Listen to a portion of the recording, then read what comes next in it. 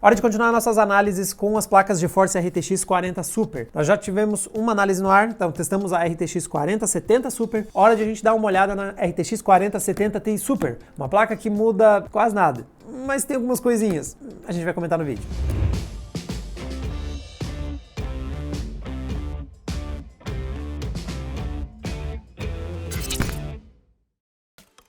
SSD Kingston NV2. Deixa o seu PC mais ágil e eficiente com armazenamento rápido, em PCI 4.0. Seu design de lado único torna ele um upgrade perfeito até para notebooks ultra compactos. Opções de 250 GB até 2 TB de espaço. Veja mais detalhes no link na descrição do vídeo.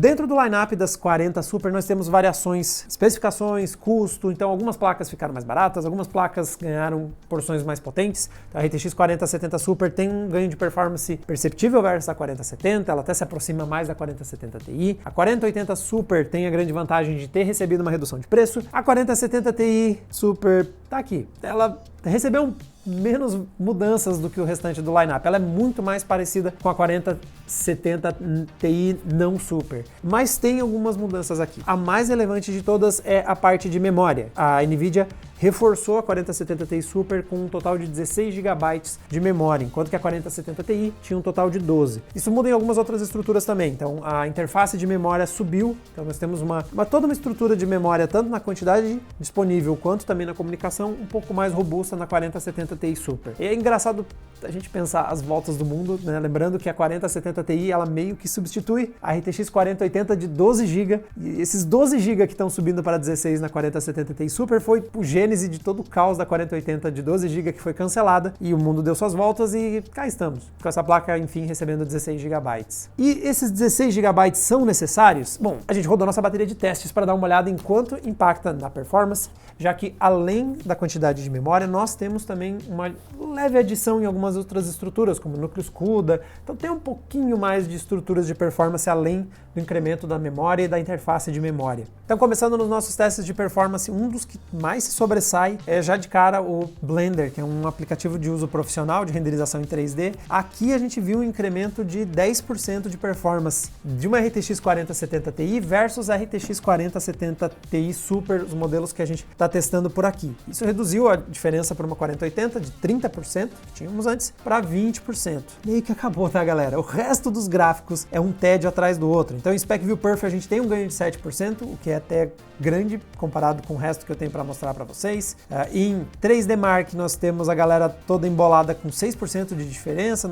A gente não tem mais diferenças acima dos 2 dígitos. Em Assassin's Creed, olhando em Quad HD, a diferença é de uns 5 a 7% da 4070 Ti versus os modelos 4070 Ti Super que a gente testou. Vários outros vão ser iguais. Então, por exemplo, Baldur's Gate também a diferença, mesmo em 4K, foi de apenas em torno de 5%. Em Cyberpunk, outra diferença que vai de 5% a 9%, dependendo do modelo que a gente testou. Então, resumindo, mesmo se fosse 10%, era uma diferença muito baixa. Para você começar a perceber a diferença de performance entre duas placas, você tem que superar os 20%. Para você ter um incremento de desempenho legal, assim, um upgrade que vale a pena, você tem que mirar em pelo menos 30% de ganho de performance. Mas particularmente eu acho que você deve buscar uma placa pelo menos 50% melhor que a sua placa atual, para você realmente sentir que valeu a pena todo o esforço de ir lá, comprar uma nova placa de vídeo, instalar, possivelmente vender sua placa anterior.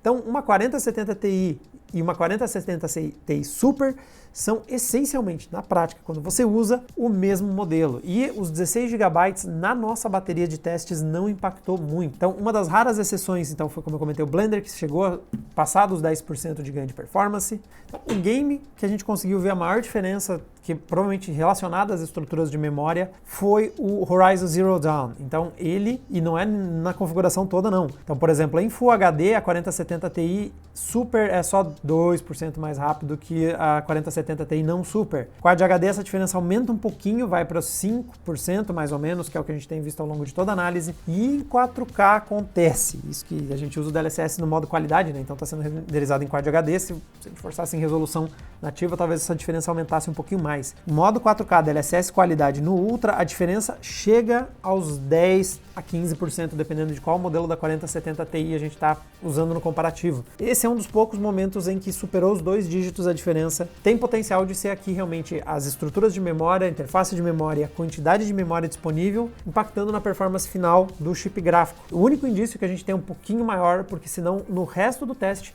a diferença é em torno de 5%. E aí vem a pergunta, então não vale a pena?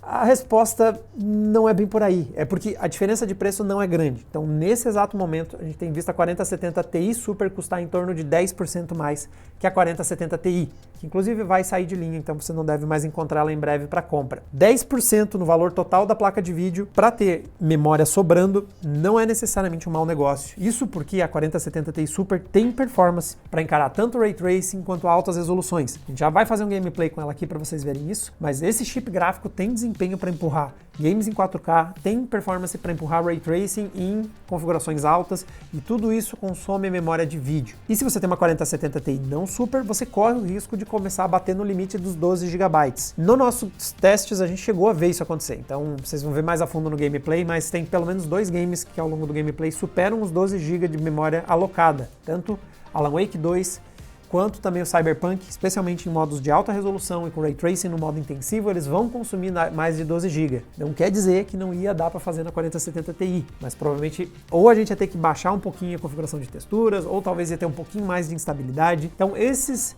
4 GB a mais de memória de vídeo não é mau negócio, já que a gente está com um chip que tem performance. E se você não der memória suficiente, eventualmente a memória pode não ser o bastante. Faz mais sentido essa combinação desse chip gráfico com 16 GB de memória e também colocando aí esses 10% a mais de investimento. Eles não vão refletir necessariamente em mais 10% mais performance, na verdade em torno de 5% mais performance só, mas você tem 5% mais de desempenho que você nem vai notar e a margem adicional de memória, então nesse sentido a placa faz sentido, ela vale a pena. Na comparação com outros modelos, então ela faz uma disputa interessante contra a 7900 XT em questão de preço e de performance. Aqui acho que a Nvidia está numa vantagem. A 4070 Ti Super tem um bom custo-benefício, como acontecia com a 4070 Ti, entregando uma performance um pouco melhor em rasterização quando briga com a 7900 XT e atropelando ela quando a gente liga o Ray Tracing. Então, em alguns dos nossos gráficos, a gente chega a ver diferenças que superam os 50% quando é games que fazem uso intensivo de Ray Tracing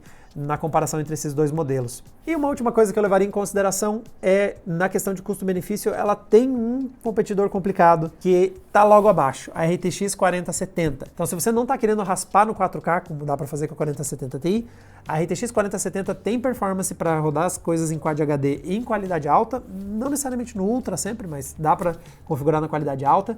E ela tem uma diferença de preço grande. Então, nós temos quase a 4070 custando quase a metade da 4070 Ti, então ela custa aí uns 60% mais ou menos do preço de uma 4070 Ti Super, só que a diferença de performance é uns 20, 30%. Então, na relação entre custo-benefício, a 4070 é um produto para vocês ficarem de olho, que ele tem uma relação de custo-benefício forte versus esse cara aqui. Agora, se você quer buscar Quad HD em qualidade ultra e está mirando eventualmente alguns games em 4K, você precisa da margem de performance adicional de uma 4070 Ti, ou no caso aqui, né, 4070 Ti Super, para você conseguir configurar os games mais recentes, com os filtros mais pesados e nessa resolução bastante alta. Bom, galera, essas são algumas impressões com a 4070 Ti Super. Ela é muito parecida com a 4070 Ti. A sorte dela é que a 4070 Ti é uma boa placa, então ela ser parecida e custar parecido e trazer mais memória faz a gente não passar raiva ao ver ela, mas realmente não é. Não esperem um produto que está mudando muito o mercado. Chega de papo, vamos dar uma olhadinha na performance da 4070 Ti Super. Então, para isso, nós vamos montar essa bancada com um Ryzen 7 7800 X3D, então um dos processadores mais rápidos do mercado disponível, então a gente vai ter uma performance bastante alta para o nosso gameplay. Está combinado com duas memórias 16 GB, um total de 32 GB operando a 5.200 MHz, numa bancada então a M5, para a gente potencialmente extrair o máximo de performance possível dessa placa de vídeo. Então, partiu o gameplay. Então, revisando a nossa bancada, o 7800 X3D, a nossa configuração de 32 GB, está operando aí em 5.200 e também temos aí tudo habilitado, aí Resizable Bar, tá tudo montadinho, partiu o gameplay. Bom, vou começar dando uma olhada aqui no Warzone, só que eu vou fazer o seguinte, é uma placa que é capaz de Full HD, de 4K, né? Ela tem performance para encarar vários games em 4K, Mas dependendo do jogo, realmente a gente deve preferir taxas de quadros mais altas. Então eu vou usar o preset do Ultra, mas eu vou mirar aqui no que seria a renderização no Quad HD, né? 2560. Pra gente não brigar, vou dar uns pixels a mais, até 2560 por 1440, né? Seria o Quad HD. Estamos renderizando então nele e a qualidade gráfica é o Ultra usando o Fidelity FX. Enquanto ele vai montando aqui a partida, olha como em Quad HD no Ultra, sem usar nenhum recurso de escala de resolução, como DLSS ou FSR, olha como a gente já está jogando a 170 quadros. Se você quiser subir mais a taxa de quadros que isso, aí a gente poderia reduzir a qualidade gráfica, mas assim, 170 quadros são bastante quadros. É por aí mesmo que vai rodar o gameplay. Ó. Agora tem uns 140 quadros, mas costuma ser, especialmente quando eu chego aqui, ó, mais perto do chão, é um gameplay que pode chegar em 150, 160, ou mais até, né? Uma coisa que dá pra gente experimentar, não que eu acho que seja muito necessário, mas a gente pode dar uma olhadinha em como é que o jogo, como é que se comporta se a gente habilitar o FSR 3, né, o gerador de quadros. Esse game não tem o suporte ao gerador de quadros do DLSS 3, mas a gente pode habilitar o FSR 3. Então, deixa eu ver aqui em qualidade e habilito o FSR 3. Vamos continuar renderizando nativo e vamos ligar o gerador de quadros. Vamos ver como é que fica o gameplay. Eles mobilizaram o guardião. Ih, ficou pior, que eu fiz de errado. Eu mudei a escala de resolução com isso também, peraí. Vamos renderizar no modo qualidade para pôr em Quad HD, que é o que a gente estava fazendo mais ou menos. E o resultado é que não mudou quase nada. É uma questão, o gerador de quadros ele começa a ficar com dificuldade de gerar mais quadros quando você já está produzindo muitos quadros. A gente está com tempo de quadro de 5 milissegundos, então sobra pouco tempo para um gerador de quadros inserir novos quadros num intervalo tão curto. Resumindo, o gameplay já estava bem bom sem o FSR 3, e é provavelmente como eu configuraria. Colocaria tudo no Ultra, em Quad HD. Au! Nossa, como é que eu consegui acertar algo de volta? Porque eu nem vi direito contra o que eu tô tirando. Ah, foi pro saco. Ih, morri. Bom, vamos trocar agora para o Cyberpunk e aqui eu vou mudar um pouco o nosso foco. Ao invés de Quad HD e altas taxas de quadro, vamos aproveitar e tentar buscar uma configuração 4K. Então eu tô com o preset que é do Ray Tracing Ultra e só tá personalizado aqui porque eu troquei o DLSS para o modo qualidade, para a gente ter fixa a resolução que está renderizando para entender a performance. 4K, renderizado em Quad HD. Com o Ray Tracing no Ultra, o resultado é um gameplay já rodando nos 60 quadros, ó. Corre, galera! Yeah. Então a gente já consegue jogar de 60 quadros, está oscilando um pouquinho, então eu poderia, por exemplo, pôr no modo automático e deixar a resolução, ó, cair um pouquinho para baixo do Quad HD, né, descer um pouquinho mais para garantir que todos os quadros vão ser renderizados a 60 frames. Outra coisa que a gente pode testar aqui, esse é um bom momento para habilitar o gerador de quadros. A gente já está rodando o game próximo dos 60, então já está fluido o gameplay, já está bem responsivo. A gente pode usar o gerador de quadros aqui com o objetivo de aumentar a fluidez da imagem. Estávamos rodando próximo dos 60, agora estamos rodando mais próximo dos 70 quadros. Não chega a dar uma diferença tão grande como em alguns outros cenários que eu já testei o gerador de quadros, mas que, como a gente está partindo de um gameplay que já estava em 60 quadros, então essa fluidez adicional é bem-vinda. Então dá para jogar em 4K, só não dá para querer, por exemplo, habilitar, por exemplo, o modo Overdrive, né, que ele vai pegar mais pesado. Se eu pôr no modo qualidade com Overdrive, mesmo aí com o gerador de quadros habilitado, vamos ver quantos quadros ele vai fazer. Mesmo com a ajuda do gerador de quadros, a gente está jogando nos 45 quadros. Então é pesado demais você querer usar o modo mais intensivo do uso de Ray Tracing do Cyberpunk, mesmo que fique maneiro, né, os reflexos, né, fique bem detalhadinho, os efeitos de luz e sombra e tudo mais, você tem um problema de performance o jogo, mesmo com a colher de chá do gerador de quadros não está atingindo 60 frames. Ele passa bem perto. Se eu, por exemplo, esticar um pouquinho mais aqui o DLSS por ele no modo desempenho e renderizar em Full HD, ó, a gente até consegue brincar de overdrive, ó. Caramba, mano. Só queria ver o reflexo. Ai, que eu tô com a arma na mão. Ó, o efeito de reflexo fica muito bom, com uma definição bem maneira. E o DLSS no modo desempenho em 4K não fica mal. Gente do céu, o que eu causei nessa cidade? Vamos pro próximo teste. Beleza, vamos dar uma olhada em outro game que eu vou focar mais na questão da qualidade gráfica. Esse aqui é o Starfield. Estamos usando... Vamos trocar para o DLSS, né? Que ele se saiu. Já que temos uma placa com suporte a DLSS. Vou habilitar ele aqui. Por enquanto, sem gerador de quadros, a gente está no preset do Ultra do jogo. Ele está indicando aqui 1280 por 720, mas eu garanto para vocês que a gente não está jogando em HD. A gente está com um desktop em 4K, então ele está usando de referência a resolução do desktop. Com esse trecho aqui a gente sempre joga por aqui, não porque a gente acha linda essa região, é só porque realmente ela pesa muito em CPU e GPU, então é um lugar legal para ver o jogo em seus piores momentos de performance, né? Então, e as NVIDIA, inclusive, quando saiu o Starfield, saíram com um desempenho bem abaixo das rivais Radeon. talvez tenha alguma coisa a ver com o fato do jogo ser apoiado pelo AMD, mas olha como eu já jogo em 4K usando o DLSS no modo qualidade e também estou conseguindo jogar na faixa dos 60 quadros. Eu sempre começo aqui com o gameplay sem o gerador de quadros, para vocês entenderem como é que está a performance do game em si rodando. E agora eu vou habilitar o gerador de quadros para a gente buscar mais fluidez. O gerador de quadros é algo que você deve sempre buscar jogar, tanto do FSR 3 quanto do DLSS 3, você deve mirar em ter o seu game rodando pelo menos nos 60 quadros, numa boa taxa de quadros nativamente, sem usar esse recurso. E aí depois você aplica ele para aumentar a quantidade de quadros na tela, né, gerar novos quadros, mas ainda ter o jogo nativamente, o motor dele está rodando com uma boa responsividade. Ó. Então a gente estava jogando 60 quadros, habilitou o gerador de quadros, ó, gameplay a quase 100 quadros. Tem um botão enviar bugado no meio da tela que eu não sei do que é. Carreguei o jogo e veio essa interface aí, não sei de qual é o aplicativo que é isso aí, mas tá esse botão voando aí no nosso mundo de Starfield. Mas a performance ó, ficou bem legal, o frame time tá, as linhas ali da geração dos quadros, os quadros estão bem estáveis.